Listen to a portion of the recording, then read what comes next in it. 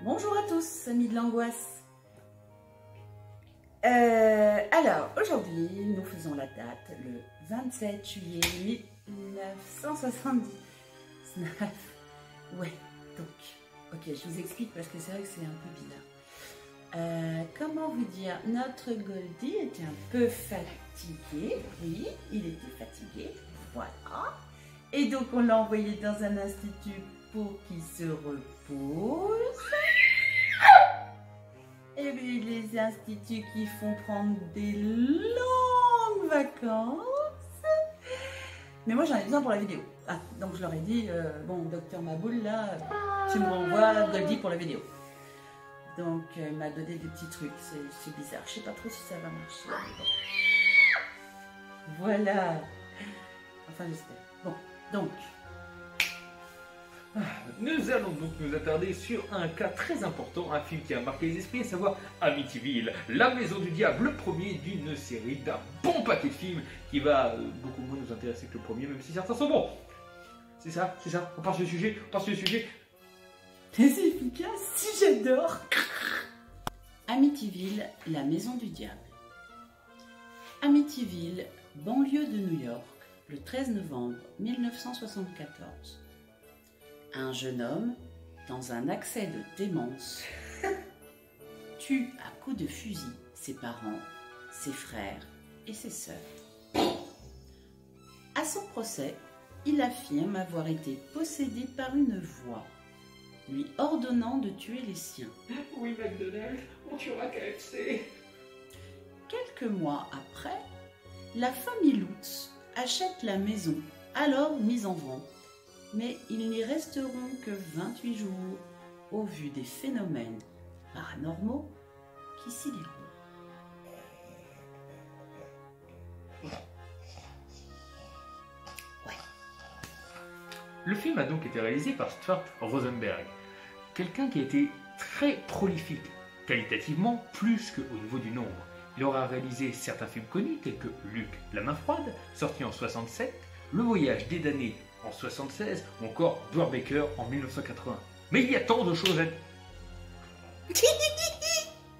à dire. Par exemple, le fait, même si on ne sait pas grand-chose par Wikipédia pour source d'informations sur lui, sa mort le 15 mars 2007, à l'âge de 79 ans. Malgré tout, il faut bien concevoir qu'il y a trop de choses. Ouais, enfin, paix à son âme, quoi. Le scénario est tiré du roman The Amityville Horror, A True Story de Jay Henson. Ce livre sorti en 1977. Il était lui-même inspiré de l'affaire qui se déroula à Amityville. Pardon. La maison se trouvant dans les quartiers aisés de Long Island, eh bien, à la base, elle se trouvait au 112 à l'époque. Joli chiffre, et maintenant elle est au 108. Je sais pas pourquoi, changement de rue, numéros qui ont interféré, maison rebâtie, bref. Cette maison est assez vieille, elle a été érigée en 1928, se trouve sur 4 niveaux et est dans un style purement colonial hollandais. D'ailleurs, il faut préciser que, et c'est très important, ce qui rend iconique cette maison, ce sont les 2 fenêtres en forme de lucarne faisant comme les yeux du diable. Bon, ensuite elle n'est pas faite en acajou, elle est faite en chêne. Mais qu'est-ce qu'on s'en fout? James Brolin, qui joue le rôle du père, n'était pas très emballé par ce rôle au début. Puis, il a lu le roman de Jameson et il s'est laissé envoûter par cette histoire. James Brolin, on le connaît pour plusieurs films. On peut citer Le Voyage fantastique en 1966, mais aussi Arrête-moi si tu peux en 2002. Et puis, en film d'horreur, on peut citer Enfer mécanique en 1977. C'est pas possible, vous va rouler. J'ai oublié de fermer la porte à clé. Bon, tu te concentres, faut travailler maintenant, hein? Allez, on y va? Oui, alors... Margot Kidder, qui joue la mère, c'est un peu particulière son histoire, parce qu'à la base, elle joue dans Superman 2, un film qui a bien marché, qui était réalisé par Richard Donner, de mémoire, mais qui malheureusement, après 75% des scènes tournées, a été annulée. Elle a été reprise bien par la suite par Richard Lester qui a terminé le film. Et bien, entre deux, elle a fait Amityville, la maison du diable. Elle est connue pour avoir joué d'ailleurs dans quelques films sympathiques. En 1973, on pouvait la voir dans Sœur de sang de Brian De Palma. L'année d'après, dans l'excellent Black Christmas en 1994. Le petit film d'horreur, parce qu'on restait horreur, méconnu, Le clown de l'horreur en 1998, que je n'ai personnellement pas vu. Ou encore Halloween 2 de Rob Zombie en 2009. Oh, quelle carrière! Elle était folle. En plus, il y avait... Voilà.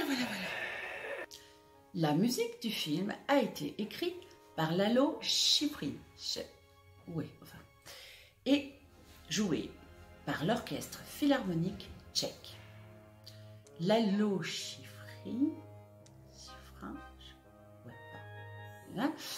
a aussi écrit des musiques de films telles que L'Inspecteur Harry, L'Opération Dragon, Classe 1984, mais aussi des musiques de séries télévisuelles telles que Manix, La planète des singes, Starsky et Starsky, on est dans un pire délire.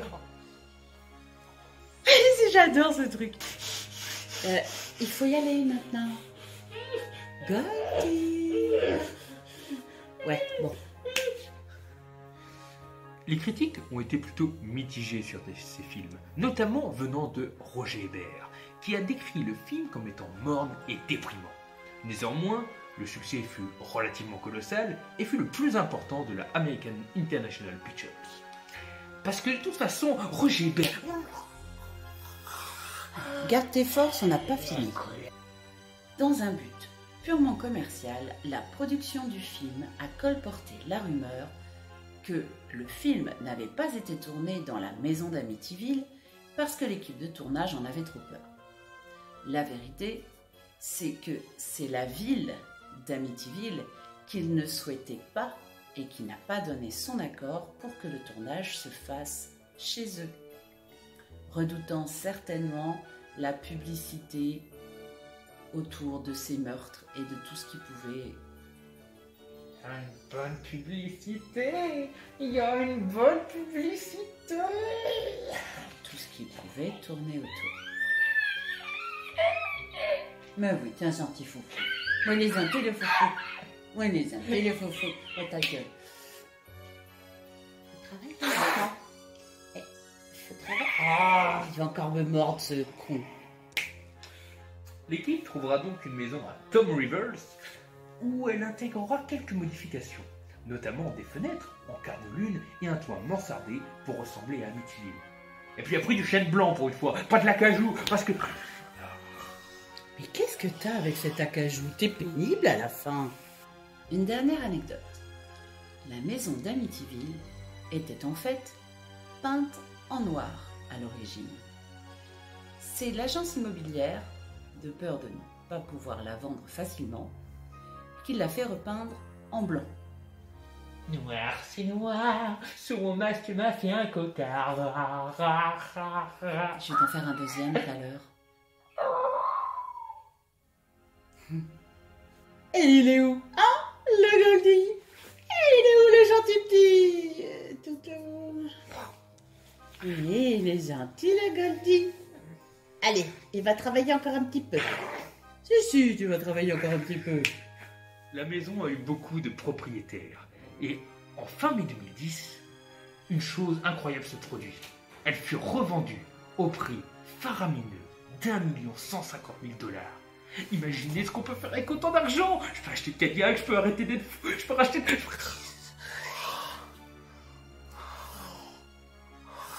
Et voilà, pour la conclusion. Ah oui, merde, j'ai oublié, oui. Ah, il m'a mordu. Oh, puis,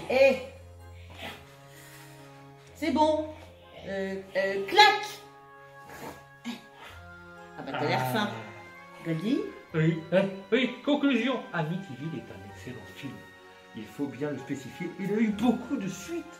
Beaucoup de suites. Oui, alors attends, parce que là, les gens, ils vont vraiment pas comprendre grand chose. Puis toi, t'as un pif de ouf. Désolée. Elle me détruit.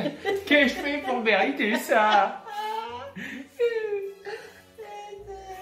Bon, écoute, j'essaie de faire ce que j'ai pu. Je suis là, franchement. Bon, voilà. Allez. Bon, écoute, ils te remettront bien. Hein, voilà. Bon, excusez-nous. Hein. Tout va bien. Alors, donc, on était sur Pourquoi je le fais 27 autant de juillet violence 1979, ok? Amityville, d'accord? Ça va bien? On y est là. On fait la conclusion.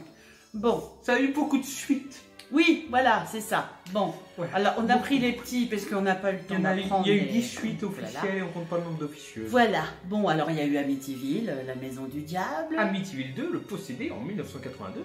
Amityville 3, le démon en 1983. Amityville 4, le Amityville 4 en 1989.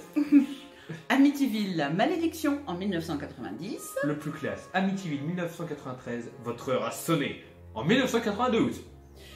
Ouais, c'est pas logique. J'adore. Non. Amityville, Dark Force en 1993. Amityville, la maison de poupée de sympathique en 1996. Amityville, le remake en 2005. Avec Ryan Reynolds. Amityville The Awakening en 2017. Et Amityville Murders en 2018. Un bon paquet de suites. Pour un film qui ne sera, pour ma part, qu'une fois égalé, voire même surpassé par Amityville 2, qui selon moi est meilleur que le 1. C'est vrai. Et qui, heureusement, parce que le 3, par contre, est bien en dessous du reste. C'est vrai. Le 4 reste sympathique, même s'il ne m'a pas marqué. C'est vrai. La maison de poupée était une bonne idée, avec de bonnes créations, même s'il n'est pas allé au bout de ses idées. J'en sais rien. Le remake avec Ryan Reynolds, c'était bien surprenant. D'accord. Les autres, je les ai pas vus. J'ai vu que les 4 premiers, donc bon. Mais bon, on s'attarde Voilà. sur le premier, et le premier est un chef-d'œuvre, tout comme le 2 que je vous conseille Évidemment. de visionner. S'il en faut que 2, ça va être ces deux-là, de toute façon.